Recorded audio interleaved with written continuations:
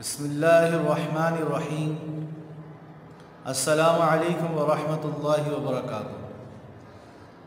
عزیز طلبہ، بعض طلبہ کی طرف سے سوالات آ رہے ہیں کہ ان کو عملی کتاب کے کچھ سوالات کے جوابات معلوم کرنا، کتاب سے نکالنا مشکل ہو رہا ہے۔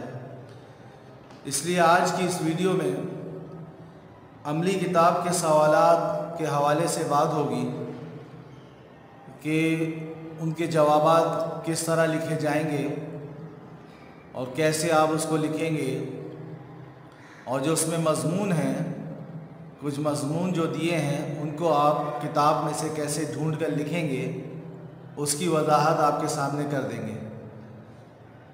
تو عزیز طلبہ، یہ بات جان لیجئے کہ عملی کتاب کے جو سوالات کے جوابات ہیں، چاہے وہ خالی جگہ ہوں یا سوالات ہوں، وہ آپ کو خود اپنی کتاب میں سے ڈھونڈنا ہے۔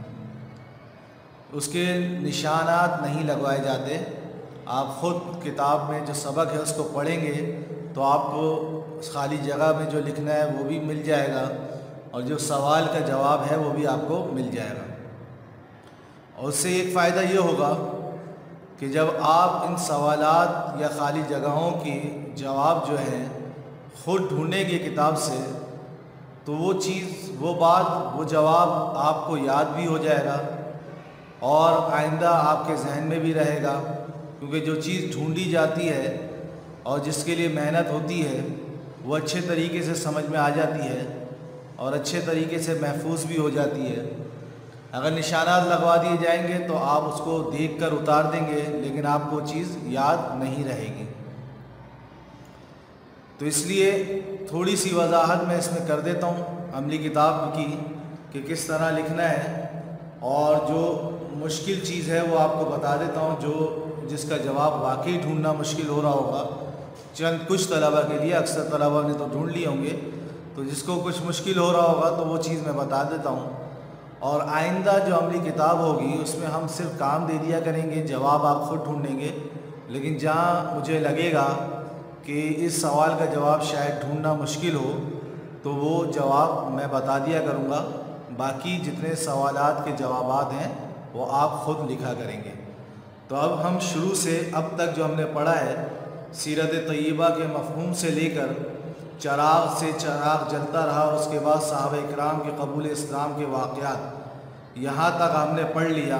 جو گزشتہ ہفتے آپ نے سبق پڑھا اس میں آخری سبق تھا حضرت امیر حمزہ رضی اللہ عنہ کا قبول اسلام اور حضرت عمر فاروق رضی اللہ تعالیٰ عنہ کے قبول اسلام کا قصہ۔ تو وہاں تک کی جو عملی کتاب ہے وہ میں آپ کو تھوڑی سی وضاحت اس میں کر دیتا ہوں۔ تو آپ اپنی عملی کتاب دیکھ لیجئے۔ عملی کتاب کے شروع میں سب سے پہلے ہم شروع کرتے ہیں سیرت طیبہ کا مفہوم تا اعلانیہ تبلیغ۔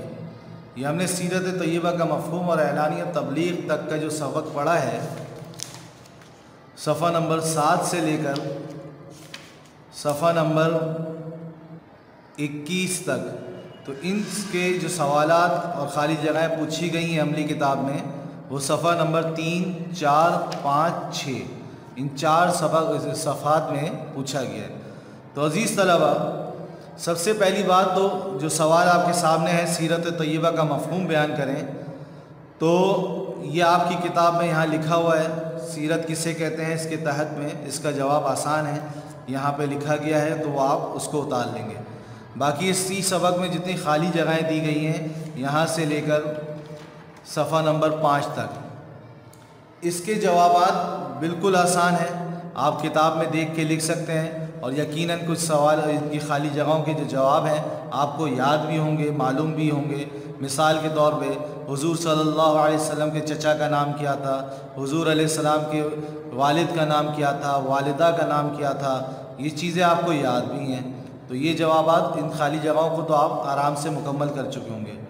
اور یہاں پہ صفحہ نمبر 5 میں آیات پوچھی گئی ہیں، وہ آیات بھی جو ہے اعلانیہ تبلیغ کا جو عنوان ہے اس سبق میں دی ہوئی ہیں، اس میں آپ اس کو دیکھ سکتے ہیں۔ صفحہ نمبر 19 میں یہ آیات دی گئی ہیں، تو رشتہ داروں کو تبلیغ کرنے کے لیے جو آیت ہے وہ بھی یہاں لکھی ہوئی ہے، ترجمہ بھی موجود ہے، اور عام لوگوں میں جو اعلان کرنا ہے وہ بھی یہاں پہ موجود ہے، اس کا ترجمہ بھی موجود ہے۔ عزیز طلبہ، اس طرح اس ویڈیو میں بتا رہا ہوں، آئندہ جو ہے اس طرح بتایا نہیں جائے گا، آپ خود جواب ڈھونڈ لیں گے، آسان سی بات ہے۔ اگلی جو بات ہے جو آپ پریشان ہو رہے ہیں وہ سوال نمبر 4 ہے صفحہ نمبر 5 میں، کہ آقا صلی اللہ علیہ وسلم کی اعلانیہ تبلیغ کے حوالے سے اسکول کی لائبریری میں موجود کتابوں کی مدد سے تبلیغ دین کی اہمیت پر مضمون لکھیں۔ تو یقیناً بعض طلبہ نے سوال کیا کہ اسکول تو بند ہے، ہم لائبریری سے کیسے دیکھیں؟ تو اس کے لیے ہم کتاب سے اس کا جواب ڈھونڈ سکتے ہیں۔ اس کا جواب آپ کو کتاب میں بھی مل جائے گا۔ یہ صفحہ نمبر 20 میں آپ دیکھ رہے ہیں فقہ السیرہ۔ یہ دین اسلام کا ایک نہایت اہم شعبہ دعوت تبلیغ ہے۔ تو یہ جو دعوت و تبلیغ کی اہمیت صفحہ نمبر 20 میں شروع ہو کے صفحہ نمبر 21 کے آخر تک لکھی ہوئی ہے، اس میں سے آپ چن کر اہم باتیں جس سے ایک بات پوری ہو جائے، اس میں سے ہم آپ مضمون نکال سکتے ہیں۔ یہ جو تقریباً ایک صفحہ اور 2 لائنیں دی ہیں، تو اس کے لیے آپ اس میں سے جواب ڈھونڈ سکتے ہیں۔ آپ کو اسکول کی لائبریری کی کتابوں سے ڈھونڈنے کی ضرورت نہیں ہے۔ تو آپ اس میں سے اپنا جواب نکالیں، ایک مختصر سا مضمون بنائیں جو کم سے کم 10 سے 12 لائنز کا ہو، 10 سے 12 اس میں لائن ہو، اتنا آپ مضمون بنا لیں۔ 3 لائنیں یہاں ہیں، تو تقریباً 8-9 لائنیں آپ اس صفحے میں لکھیں گے، یہ والے صفحے میں، تو 10 سے 12 لائنوں کا آپ کو جواب اس میں سے مل جائے گا۔ یہ آسان سی بات ہے، اس میں لکھا ہوا ہے، آپ اس کو پڑھیں اور گھر والوں سے مدد لیں، اپنے والدین سے، بڑے بہن بھائیوں سے مدد لے کے آپ اس کو مکمل کر سکتے ہیں۔ اگلا جو سبق ہے وہ ہے ہجرت حبشہ۔ ہجرت حبشہ کے بھی جو سوالات ہیں وہ آسان سے ہیں۔ ہجرت کسے کہتے ہیں، اس کا جواب بھی موجود ہے۔ ہجرت حبشہ کے پہلے قافلے نے کس مہینے اور کس سن میں ہجرت کی، یہ سب جوابات آپ کی کتاب میں موجود ہیں۔ صرف آپ کو یہ جواب ڈھونڈنے کے لیے آپ کو صرف سبق کو پڑھنا پڑے گا، اور اسی لیے ہم نشان نہیں لگواتے کہ آپ اس سبق کو پڑھیں گے تو وہ سبق بھی یاد ہوگا آپ کو، اور وہ محفوظ ہو جائے گا آپ کے ذہنوں میں، اور آپ کو بعد میں کوئی پریشانی نہیں ہوگی۔ یہ جو سوال نمبر 6 ہے، جب نجاشی نے مسلمانوں سے بادشاہ کو سجدہ کرنے کی وجہ پوچھی، سجدہ نہ کرنے کی وجہ پوچھی، تو حضرت جعفر نے اس کا کیا جواب دیا، تحریر کریں۔ تو یہ یہاں پہ موجود ہے۔ نجاشی کہتا ہے تم لوگوں نے دربار کے دستور کے مطابق سجدہ کیوں نہیں کیا، تو یہ جواب موجود ہے، حضرت جعفر نے کیا جواب دیا، تو اس کو آپ آرام سے لکھ لیجئے۔ اور اگلا سوال جو پوچھا گیا ہے خاص طور پہ، یہ جو ہے اسلام سے پہلے کے حالات اور اسلام کے بعد کے حالات۔ جو حضرت جعفر نے تقریر کی اس میں اپنے اسلام سے پہلے کے حالات بھی بتائے، اسلام کے بعد کے حالات بھی بتائے کہ ہم اسلام سے پہلے کیسے تھے، مثلاً بت پرستی کرتے تھے، اب اسلام لانے کے بعد کیا کرتے ہیں، صرف ایک اللہ کی عبادت کرتے ہیں۔ اسی طرح پڑوسیوں کو تکلیف پہنچاتے تھے، اسلام لانے کے بعد پڑوسیوں کو آرام پہنچاتے ہیں۔ ایسے 10 پوائنٹس انہوں نے ذکر کیا، وہ آپ لکھ لیں گے۔ مثال کے طور پہ یہاں لکھا ہوا ہے، آپ یہ دیکھ لیجئے، ہم جاہل تھے، آپ یہ اتار دیں گے ہم جاہل تھے۔ پھر اس کے بعد آپ آگے اس کے موازنے میں لکھ دیں گے کہ اسلام کے بعد کیسے ہو گئے، ہمیں دین اسلام کا علم حاصل ہو گیا۔ بت پرستی کرتے تھے، یہاں موجود ہے۔ حرام مال کھاتے تھے، لکھیں گے تو ادھر کیا لکھیں گے، حلال مال کھاتے ہیں۔ کمزوروں پر ترس نہیں کھاتے تھے، کمزوروں پر ترس کھاتے ہیں۔ تو یہ پڑوسیوں کو تکلیف پہنچاتے تھے، مظلوموں کی مدد نہیں کرتے تھے، اب مظلوموں کی مدد کرتے ہیں۔ اسی طرح رشتہ داروں سے تعلقات توڑتے تھے، وعدہ خلافی کرتے تھے، ظلم و زیادتی ہمارا شیوا تھا، بھائی بھائی کا دشمن اور خون کا پیاسا تھا۔ یہ آپ 10 پوائنٹ اس میں لکھے ہوئے ادھر لکھ لیں گے۔ اب اسلام لانے کے بعد کیسے ہو گئے وہ آپ اس کالم میں لکھیں گے۔ اس کالم میں وعدہ خلافی کرتے تھے، اب ادھر آپ یہ لکھ سکتے ہیں کہ وعدہ پورا کرتے ہیں یا وعدہ خلافی نہیں کرتے، یہ اسلام لانے کے بعد۔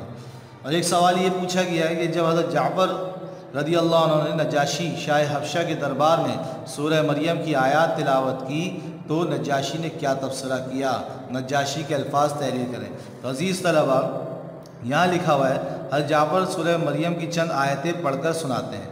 جب یہ سنا دیتے ہیں تو نجاشی نے یہ تبصرہ کیا۔ یہ تقریباً 2.25 لائنز کا جو یہ ترجمہ تبصرہ ہے، یہ آپ کو لکھ دینا ہے یہاں پہ۔ یہ آسان سی بات ہے، یہ آپ کتاب، یہ بھی آپ کو جواب آرام سے مل جاتا ہے اگر آپ کتاب میں ڈھونڈ لیں اور اس کو پڑھ لیں۔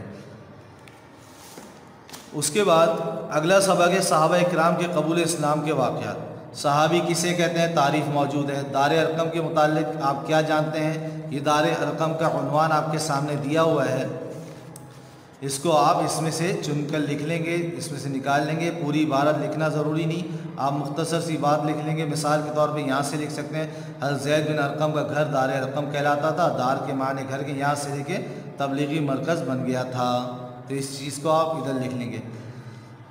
صحابہ کرام کے ایمان لانے اور اسلام پر قائم رہنے کے واقعات پڑھنے سے کیا فائدہ ہوتا ہے، یہ بھی آپ کی کتاب میں اس کا جواب موجود ہے۔ یہ صفحہ نمبر 30 پر موجود ہے۔ یہاں پہ لکھا ہوا ہے صحابہ اکرام کے ایمان لانے کے واقعات اور ایمان پر قائم رہنے اور اس کی خاطر تکلیفیں برداشت کرنے کے واقعات پڑھنے چاہیے، اس سے ایمان تازہ ہوتا ہے، اس بات کا احساس ہوتا ہے۔ یہ ساری بات یہاں تک آپ کی موجود ہے۔ ایک سوال جو اس میں ہے، شاید اس کا جواب ملنا آپ کو مشکل ہو۔ حضرت عمر کے بہن اور بہنوئی کا نام تو آپ لکھ لیں گے، آسان سی بات ہے۔ حضرت عمر کے اسلام لانے کے بعد مسلمانوں نے کون سے ایسے دو عمل کیے جو قابل ذکر ہیں؟ تو عزیز طلبہ، اس کا جواب ویسے تو بظاہر اگر ہم کتاب پڑھتے تو آسانی سے مل جاتا، لیکن پھر تھوڑا سا مشکل ہو سکتا ہے، اس لیے میں آپ کو بتا رہا ہوں۔ یہ یہاں پر لکھا ہوا ہے نمبر 1 کون سے دو عمل کیے۔ نمبر 1 عمل جو کیا وہ نعرہ تکبیر بلند کیا۔ کیا کیا؟ اللہ اکبر کا اس زور سے نعرہ لگایا کہ مکہ کی پہاڑیاں گونج اٹھی۔ ایک یہ کیا، یعنی نعرہ تکبیر بلند کیا۔ دوسرا، کعبہ کے صحن میں نماز پڑھنے لگے۔ یہ دو خاص عمل جس کی سختی تھی ادھر مسلمانوں پہ، خانہ کعبہ کے پاس صحن میں نماز نہیں پڑھ سکتے تھے، وہاں پہ پھر وہ کھل کر نماز پڑھنے لگے اور آواز سے نعرہ تکبیر بلند کیا۔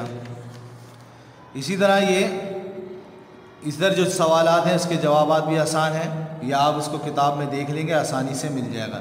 حضرت حمزہ کے اسلام قبول کرنے کا واقعہ مختصراً ذکر کیا۔ یہ بھی ایک مضمون کی صورت ہوگی، ایک واقعہ آپ کو لکھنا ہے طویل، اس میں بھی تقریباً 1 صفحہ دیا ہوا ہے۔ تو عزیز طلبہ، حضرت حمزہ کے جو اسلام لانے کا قصہ ہے، اسی میں سے آپ اس کا جواب نکال لیں گے۔ اس کے لیے بھی آپ کو کسی کتاب کو دیکھنے کی ضرورت نہیں۔ یہ صفحہ نمبر 30 پر یہاں سے شروع ہوتا ہے اور یہاں ختم ہوتا ہے، تو آپ اس کو تقریباً اس کے 12 لائن، 10 سے 12 لائن آپ کم سے کم لکھنا ضروری ہے۔ چاہے اس سے اوپر کچھ ہو جائے، 15 لائنز ہو جائیں، اس سے اوپر ہو جائیں، لیکن کم سے کم 12 لائنز تو ہونی چاہیے۔ اب وہ اس کو آپ دیکھیں، یہاں سے بھی شروع کر سکتے ہیں، مکمل بھی لکھ سکتے ہیں، لیکن اتنا زیادہ لکھنے سے بہتر یہاں سے آپ شروع کر سکتے ہیں کہ حضرت حمزہ کے اسلام لانے کا قصہ آپ عنوان ڈال دیں گے۔ اس کے بعد آپ لکھ سکتے ہیں یہ نبوت کے 6 سال کا ذکر ہے، کہ ایک روز یہاں سے لے کے یہاں تک کر سکتے ہیں، اور اگر مزید تفصیل سے لکھنا چاہے تو اس کو بھی لے سکتے ہیں آپ۔ اور اگر آپ کے گھر میں کوئی کتاب ہے صحابہ اکرام کے متعلق تو اس میں بھی آپ دیکھ کر لکھ سکتے ہیں اس کا جواب، اگر کتاب سے ہٹ کر بھی آپ لکھ کے لائیں، لیکن بات یہی ہو اور حضرت حمزہ کا جو قصہ ہے وہی اسی طرح لکھا ہوا ہو حقیقت میں، تو وہ آپ کا جواب درست مانا جائے گا۔ تو یہ آپ کے سامنے مختصراً میں نے ذکر کر دیا، اور عملی کتاب کے جوابات آپ کے سامنے کہ آپ کو کیسے نکالنے ہیں، کیسے ڈھونڈنے ہیں، وہ آسان ہے بات۔ آپ کتاب دیکھیں گے، کتاب ڈھونڈیں گے، ہر سوال کو پڑھیں گے، کتاب کو ڈھونڈنے جواب ریڈنگ کریں گے، آپ کو جواب ملتا جائے گا۔ تو اس مرتبہ تو بتا دیا گیا عزیز طلبہ، آئندہ آپ کو خود محنت کرنی ہے۔ ہاں، کوئی سوال کا جواب اگر آپ کے واقعی سمجھ میں نہیں آ رہا اور نہیں مل رہا تو آپ اس کو گروپ میں جو آپ کو واٹس ایپ میں ہے، آپ ایڈمن صاحب سے پوچھ سکتے ہیں، اس کا جواب آپ کو بتا دیا جائے گا۔ باقی اگر مجھے لگے گا کہ اس کا جواب ملنا مشکل ہے تو اس کو ڈھونڈنا پڑے گا اور ملے گا نہیں، تو اس کا جواب میں انشاءاللہ ہر سبق میں خود بتا دیا کروں گا۔ تو یہاں پہ ہم اپنی اس بات کو ختم کرتے ہیں۔ السلام علیکم ورحمۃ اللہ وبرکاتہ۔